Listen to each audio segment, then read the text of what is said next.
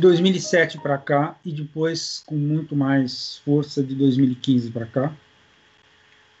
Houve uma aceleração do processo que fez com que muitos setores sociais e principalmente agentes econômicos importantes que eram reticentes ou tinham uma certa indiferença e que estão se engajando com certeza nessa coisa. O último, mais recente, foi o financeiro, o setor financeiro, que tinha ficado uma espécie de pé para trás, assim mesmo.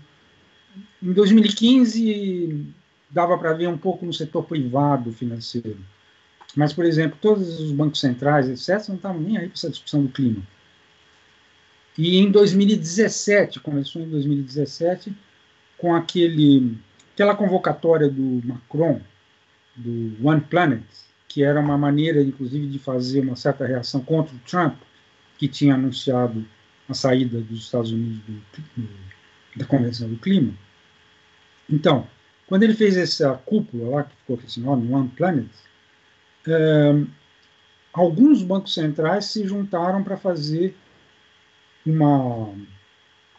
tentar uma articulação voltada à questão climática. Eles estavam mostrando já uma consciência de que, mesmo sob a perspectiva daquilo que os bancos centrais mais têm que fazer, que é serem previdentes em relação a futuras crises, etc., que eles teriam que levar muito a sério a questão climática. Depois disso, entre 2017 e agora, o número de bancos centrais engajados nessa articulação para esverdear o sistema financeiro, hoje são 69 bancos, e mais um monte de observadores, tipo Banco Mundial, FMI, Banco de Compensações Internacionais. É uma coisa recente e é impressionante ler as coisas que eles estão produzindo, assim, os documentos que eles estão lançando nessa articulação. É uma coisa que, se você me dissesse há alguns anos atrás que isso ia acontecer, eu diria que não. Eu seria cético em relação à possibilidade de ter um movimento dessa envergadura.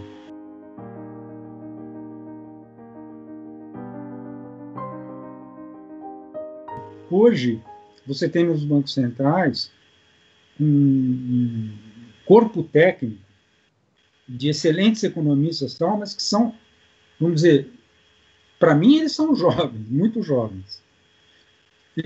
Então eles, veja bem, eles já estão discutindo essa questão de clima, sustentabilidade, etc. Eles estavam discutindo já quando estavam na faculdade. Então eles vão assumir essas posições já com consciência. Então eu interpretaria mais como um sinal de que os quadros desses que hoje estão, por exemplo, para ficar nesse exemplo dos bancos centrais, eles têm muito mais noção em relação à questão ambiental do que tinham os caras que estavam lá até há pouco tempo, que se aposentaram nos últimos. Acho que isso é muito, muito importante, porque eu lembro de ter notado, eu observo essas mudanças nos vários setores aí há muito tempo, né?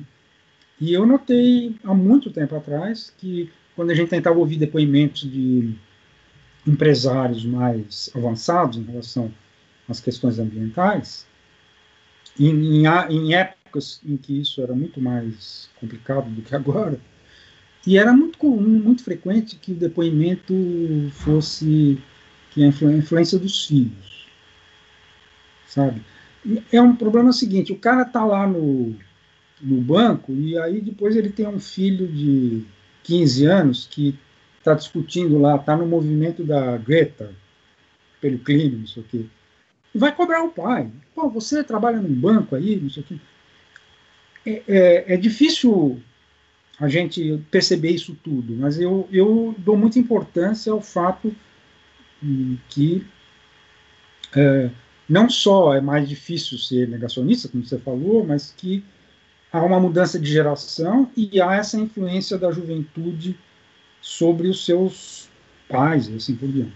Eu acho que nós estamos assistindo só o início disso, e eu estava vendo até que muitos autores que lidam com essas questões que nós estamos conversando têm enfatizado isso nas coisas que eles têm escrito, que esse movimento da Greta, quer dizer, o Fridays for Future, né, acho que o movimento que ficou é mais com esse tipo.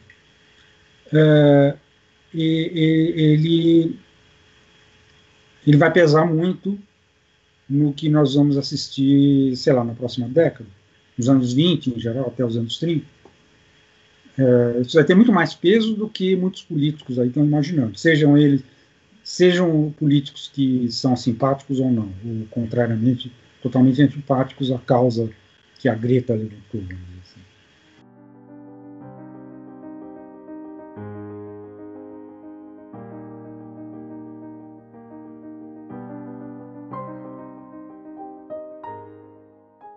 Eu acho que, nesse sentido, isso está acontecendo. Eu não saberia dizer se, por exemplo, o que motivou. Vamos pegar essa iniciativa tão importante, recente, dos 3 grandes bancos, né, que foi o Itaú, o Santander e o Bradesco, tomaram uma atitude à frente nessa questão não faz muito tempo e continuam, né, firmes nessa direção, dando um recado que provavelmente deve ser muito ouvido, pelo menos no âmbito do super Ministério da Economia, né, mesmo que ele não seja ouvido em outras áreas do governo. Mas imagino também que áreas como o vice-presidente, a Casa Civil, etc., também estejam atentos, né? Uma posição.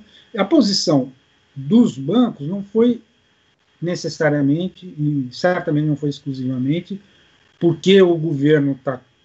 Na verdade, o governo está tendo uma atitude desastrosa em relação às questões ambientais em geral, e particularmente no aspecto Amazônia, que dá uma visibilidade muito grande, e essas atitudes estão criando. O Brasil virou um vilão assim, de primeira linha. Né? Então, uma coisa. Se alguém quer dar um exemplo ruim, nunca vai me lembrar, inclusive, de negacionistas lá da Europa do Leste, que existem alguns países. A primeira coisa que vão lembrar é do Brasil, às vezes até antes de lembrar do Trump. Então, isso está sendo negativo para o Brasil numa série de questões, e, evidentemente, economicamente. Veja bem, não é tão sério para alguns setores como o do agronegócio, porque eles percebem que isso não está tendo reflexo nenhum no comércio. O agronegócio está, de certa forma, meio tranquilo, porque continua bombando nas exportações, e elas são principalmente dirigidas à Ásia.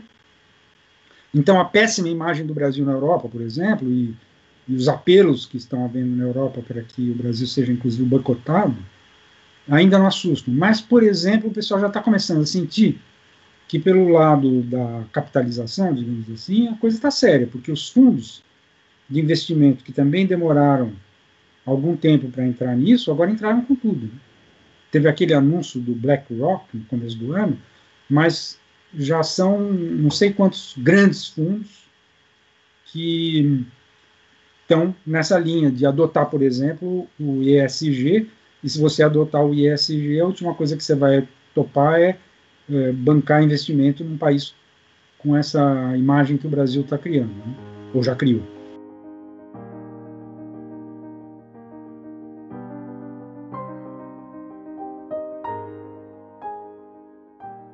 Mesmo no caso da Europa, que há uma missão clara de acelerar o processo de transição ecológica, etc., eles ainda estão muito amarrados aos fósseis, às energias fósseis. O principal no mundo hoje parece ser o fato de que a China está em ascensão e que a gente não entende direito o que está acontecendo lá dentro. Eu acho que quer dizer, existiria muita coisa para a gente descobrir. Eu estava dizendo que eu conversei esses dias com um brasileiro que vive lá há muito tempo e contando que na cidade dele tem data para acabar com veículos com motor de explosão. Vai ser veículo elétrico muito breve, obrigatório, assim, não pode.